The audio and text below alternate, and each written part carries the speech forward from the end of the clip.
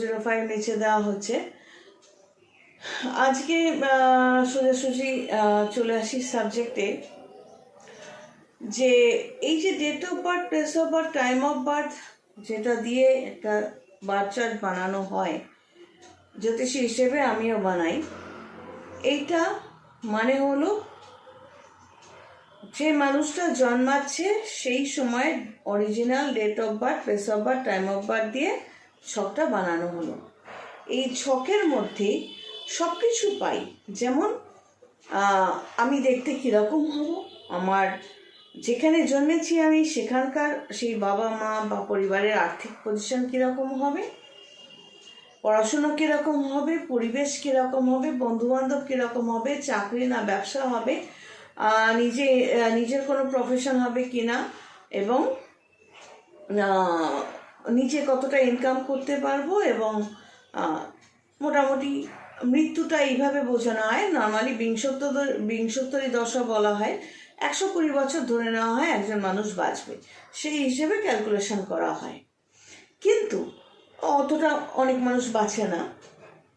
এবার মৃত্যু যোগটা কিভাবে ধরা হয়, যখন যে কানেকশানে দেখা যায় যে অনেক প্ল্যানেটের নেগেটিভ এফেক্ট, মানে ধরো লিভার প্রবলেম, যেমন রাহু বৃহস্পতি খারাপ সেখানে, বা শুক্র খারাপ, রাহু খারাপ, শনি খারাপ, তো দেখা যাচ্ছে একটা মানুষের প্রেশার, কিডনি সব কিছু কানেকশান পাওয়া যাচ্ছে, মানে অনেক দিক দিয়ে বহু রোগ তাকে আঁকড়ে ধরেছে, এবং সেই মানুষটার লগ্ন এবং রাশি স্ট্রেংথ নেই, অর্থাৎ মানসিকভাবে সে ভেঙে পড়ছে।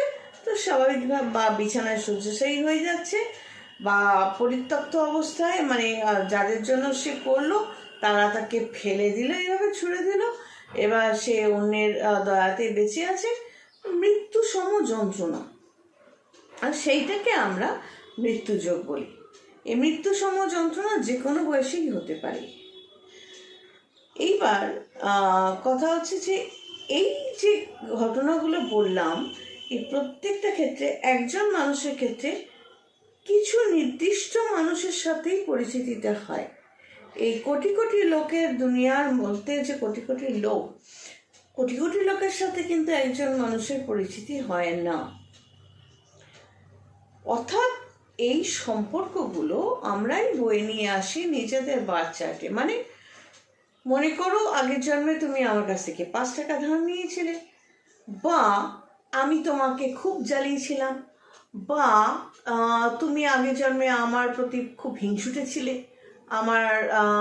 আমাকে দেখে সে হিংসেটা ঠিকমতো তুমি আমাকে আঘাত করে পেরে ফেলতে পারোনি, তো সেই জন্য এই জন্মেও তুমি আমার পেছন ছাড়বে না, তুমি আমাকে যন্ত্রণা দিতে, আমার সন্তান হয়ে আসতে পারো, আবার বাবা মা হয়ে আসতে পারো, আমার ভাই বোন হয়ে আসতে পারো, প্রতিবেশী হয়ে আসতে পারো, বন্ধুবান্ধব হয়ে আসতে পারো, আমার কর্মক্ষেত্রে আমার জন্য আমার সাথে শয়তানি করে আমার অসুবিধা সৃষ্টি করবে, সেরকমভাবে আসতে পারো। এগুলোকে বলে প্রারব্ধ। মানে আগের জন্মের কর্মফল অনুযায়ী কিন্তু আমরা এই জন্মের সেই মানুষগুলোর সাথে অ্যাটাচড হব। আগের জন্মে যদি তোমার সাথে আমার গুরু শিষ্যের সম্পর্ক থেকে থাকে, তো এই জন্মেও তুমি আবারও গুরু হিসেবে আমার কাছেই আসবে, তুমিও শিষ্য হয়ে যাবে, সেই গুরু শিষ্যের সম্পর্ক বহাল থাকবে। এইটাকে বলে প্রারব্ধ।